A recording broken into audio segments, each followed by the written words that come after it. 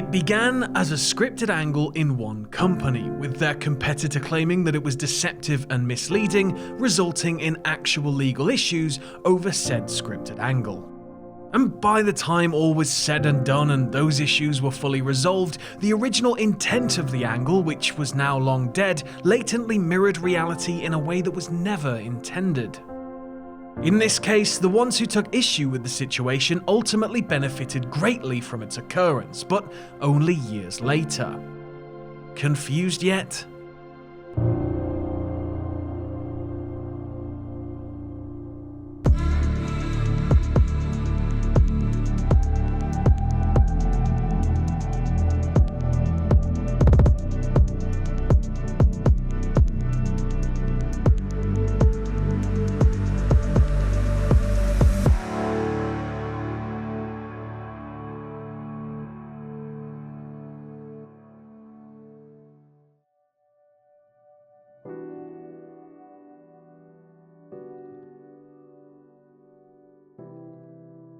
In February 1996, just one day after filming a vignette that never aired in which he challenged Goldust to a Miami street fight at WrestleMania 12, Scott Hall did something much more pointed. He faxed a letter to Vince McMahon informing his boss of 4 years that he was giving his notice. The 37-year-old former 4-time Intercontinental Champion had received the Godfather offer from WCW head honcho Eric Bischoff. $750,000 a year for 3 years, all guaranteed, with a maximum of 150 dates per year. Additionally, Hall's WCW contract had a favored nations clause that would bump up his salary should the company offer a heartier contract to any wrestler at his level. Though he'd done well for himself in the World Wrestling Federation, the aging Razor Ramon did the maths and knew that huge paydays for a reduced schedule was the right play. Hall's WWF contract was set to expire shortly before that of his best friend Kevin Nash, also known as Diesel. In Nash's 3 years in the Federation, the 7-footer won every conceivable championship available to him, and he received a sustained Hulk Hogan-like push through 1995.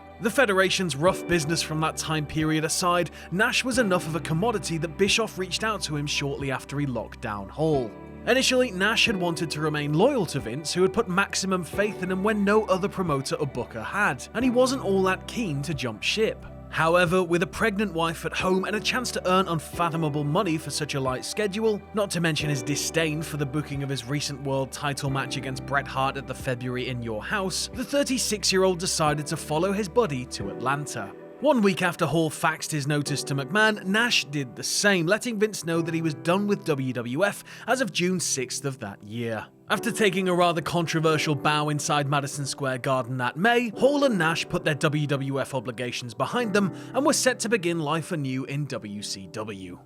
At the time, WCW's upper card was filled with a who's who of squared circle royalty. Hogan, Savage, Sting, Flair, Luger, and the Steiners, as well as 24-year-old Paul the Giant White, were the big boys of the oft-referenced Where the Big Boys Play campaign. So it appeared that finding reasonable space for stars like Hall and Nash may have been a challenge. Little did anyone know what Bischoff's ambitious plans actually were for the incoming heavyweights. Just 8 days after raising arms and sharing hugs with his blood brothers in the Clique, Hall appeared at Monday Nitro in Macon, Georgia. Grinning from ear to ear, he emerged from the audience presented as a cocky interloper. By stepping over the guardrail like some overzealous spectator, the idea was that Hall didn't actually work there, otherwise he would have simply walked down the entranceway like any other WCW talent. Instead, he was treated like an intruder by the announcers. Then came the promo. Hall referenced WWF's polarizing billionaire Ted sketches from that year, running down the likes of Randy Savage, Mean Gene Okerlund, and Ted Turner, while referring to each by the names assigned to their likenesses from those broad parodies. Later that night, Hall confronted announcer Bischoff at the commentary table. For months prior, Bischoff had stuck it to McMahon by revealing the results of taped episodes of Raw, taking an aggressive tack as he presented his own show as superior to the not-so-always fresh competitor. Hall directed barbed and apparently retaliatory remarks at Bischoff. The operative word in his tirade was "we," as in "we are sick of you running your mouth." Bischoff, boosting the intrigue, asked who "we" was supposed to be, since Hall presently stood alone. In his closing statement, Hall made it clear: "We are taking over. Hall's use of "we" was open-ended and it called for speculation. By referencing Bischoff's dismissive comments toward WWF while simultaneously using the billionaire Ted references to put down WCW, Hall came off as pro-WWF as, say, Razor Ramon might have been. He also spoke in the same accent as his Ramon character, which was a put-on that he'd never used as a wrestler until joining Vince in 1992. To a less savvy viewer, this wasn't Scott Hall barking at Uncle Eric, this was Razor Ramon, and important people in the World Wrestling Federation noticed this. The following week, one day after Nash's WWF contract expired and just 3 days before his debut on Nitro, WWF attorney Jerry McDevitt sent a letter to Nick Lambros, TBS's Vice President of Development and Administration. The letter claimed that the ongoing angle with Hall infringed upon the intellectual property rights of the World Wrestling Federation and was an attempt to create confusion among consumers. By seemingly acting under his Ramon guise, Hall's actions and words represented that of a familiar WWF star sent to wreak havoc on its competition. McDevitt's letter went on to say that the burden was on WCW. They, he believed, had to prove that this angle was not designed to confuse the Monday Night Wrestling audience and not crafted to mislead the fans into thinking that WWF was staging an invasion of WCW. McDevitt believed that WCW could not prove otherwise and demanded that they drop the angle altogether, or else WWF would file a lawsuit that sought injunctive, monetary, and exemplary relief. In layman's terms, the WWF wanted WCW to kill the storyline, or they would sue for any money that they believed was theirs, based on WCW indicating, though not in precise words, that WWF was the backer of Scott Hall's intrusion. For their part, WCW initially ignored McDevitt's demand, debuting Nash as planned on Nitro 3 nights later in the company of Hall. Unlike the case of Hall, however, it was a little harder to prove that WCW was infringing on the Diesel character by having Nash there, since Diesel's speaking voice was pretty much Nash's own voice. It's important to note that while WCW ultimately chose to call the two by their real names, they were actually looking to give them stage names with similarities to the WWF personas. The company did trademark searches, looking to simply call Hall the Bad Guy, which was Razor Ramon's nickname, and label Nash Axel, a play to the same powerful truck theme as the Diesel handle. Either way, in Nash's first appearance for the company in 3 years, he basically echoed Hall's threats, that they were coming to wipe out WCW, starting from the top. Bischoff promised to further address Nash's challenge at the Great American Bash pay-per-view just 6 days away. 2 days following Nash's appearance, McDevitt wrote another letter, this time to David Payne, who's part of Ted Turner's legal counsel. In this missive, McDevitt made it clear that a lawsuit was coming, claiming once more that WWF's intellectual property had been infringed upon. WCW countered in part with their internal emails, which discussed the Bad Guy and Axel names to show that they weren't intending to present Hall and Nash as Razor Ramon and Diesel.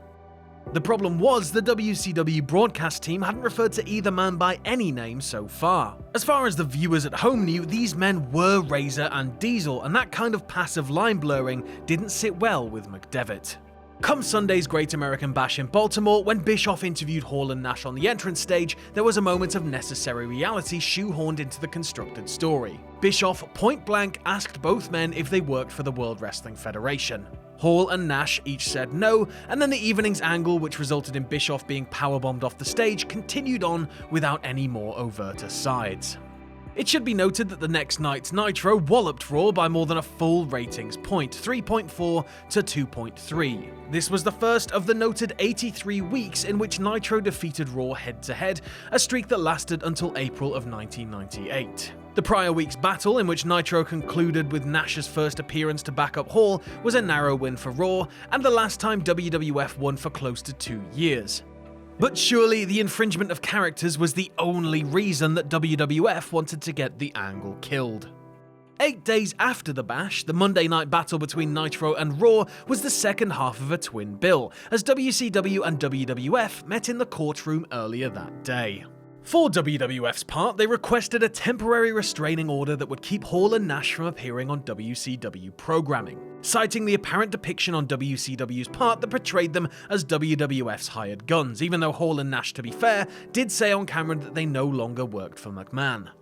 As part of WWF's filing, the company demanded that WCW should have to state on each of their programs several times over that Hall and Nash were WCW employees, that WWF was no longer affiliated with either man, and that there were no interpromotional matches coming between WWF and WCW.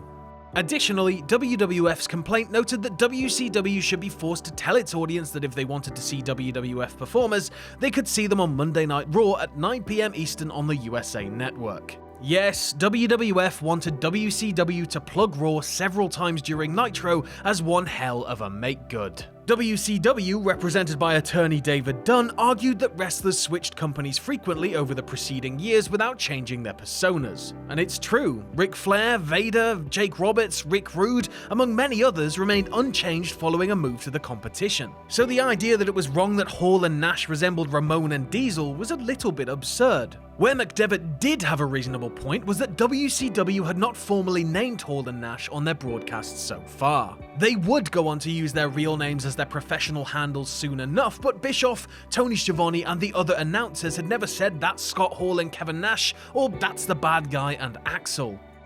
By intentionally leaving them unnamed, WCW seemed to be wanting its audience to draw their own conclusions. The judge asked Dunn to have WCW scale back any familiar characteristics of the two, specifically Hall co-opting Razor's unique accent, which Dunn agreed to.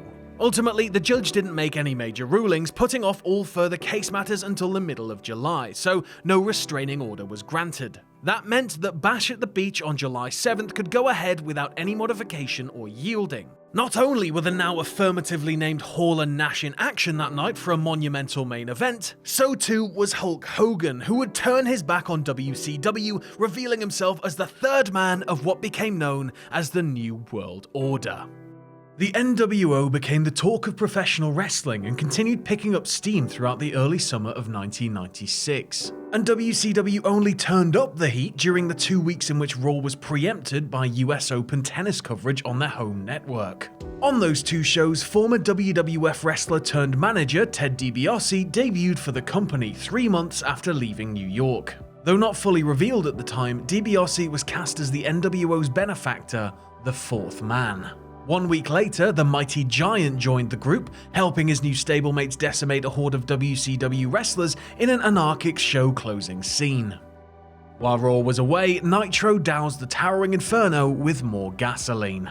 Meanwhile, as the ongoing legal matters continued moseying along, WWF presented a storyline that has lived in infamy for over 20 years since it happened: the return of Razor Ramon and Diesel. During a special Friday episode of Raw on September 6th, Jim Ross announced that the two were on their way back to the company, which was news to everyone, including Hall and Nash. The storyline, in which Canadian powerhouse Rick Bogner was costumed as Razor and Glenn Jacobs was repackaged as Big Daddy Cool, is considered one of the biggest all-time misfires in wrestling history. It's been speculated that the angle was done to bolster WWF's case, showing that they owned the Razor and Diesel gimmick should WCW do anything further to cross the creative boundaries. After Sean 123 Kid Waltman turned up in WCW to rejoin Hall and Nash around that time, WWF was apparently considering making indie wrestler and future ECW champion Steve Corino into the new 123 Kid, but those alleged plans never came through. You would think that those in WCW would just laugh off WWF's woeful restoration of the Ramon and Diesel characters, since the angle proved to be a dud from right out of the gate, but if you believe Kevin Nash, prior to Bogner and Jacobs' regrettable reveal, Bischoff and other Turner executives were beside themselves. Bischoff denies that this happened, but Nash claims that WCW officials thought that he and Hall had secretly negotiated to go back to the WWF. And they had each man sign an amended deal that gave each of them an additional $400,000 per year to stay. Hall and Nash each signed preliminary deal memos with WCW upon leaving WWF, but had not formally inked their full contracts, hence the panic on WCW's part. The sham versions of Razor and Diesel may have been a laughingstock, but if Nash's story is true, the idea unintentionally ended up costing WCW an additional $800,000 a year. After that, life went on for both companies. Hall and Nash, huge contracts and all, remained among the biggest stars of the industry, aiding WCW during a wildly prosperous period. WWF, meanwhile, went back to the drawing board, looking for new silver bullets while letting the faux outsiders slowly fade into nothingness. That would seem like the conclusion to this tale, but there's actually still one more loose thread: the battle inside the courtroom that continued to plod on.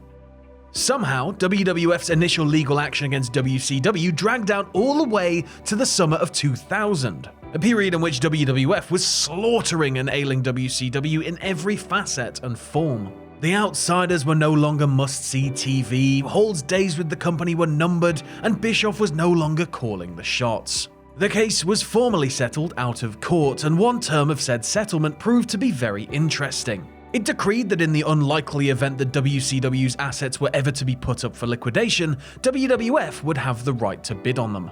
The following year, when Turner Broadcasting head Jamie Kellner cancelled Nitro and Thunder, WWF did just that, swooping in and acquiring many of WCW's most desirable assets, effectively buying the company for a paltry sum and winning the lengthy war. So let's just recap. WWF stars Scott Hall and Kevin Nash jump across to WCW, who, for storyline purposes, subtly portray the two men as invaders sent from WWF to kill the company. WWF files real-life litigation over infringement and consumer deception, taking issue with the portrayal of both outsiders as McMahon-endorsed invaders. And then the outcome of the legal action some years later results in WWF gaining the right to poach WCW's assets should the company ever go up for liquidation, which ends up happening, killing the company. Are we sure that Hall and Nash weren't sent by Vince to kill WCW?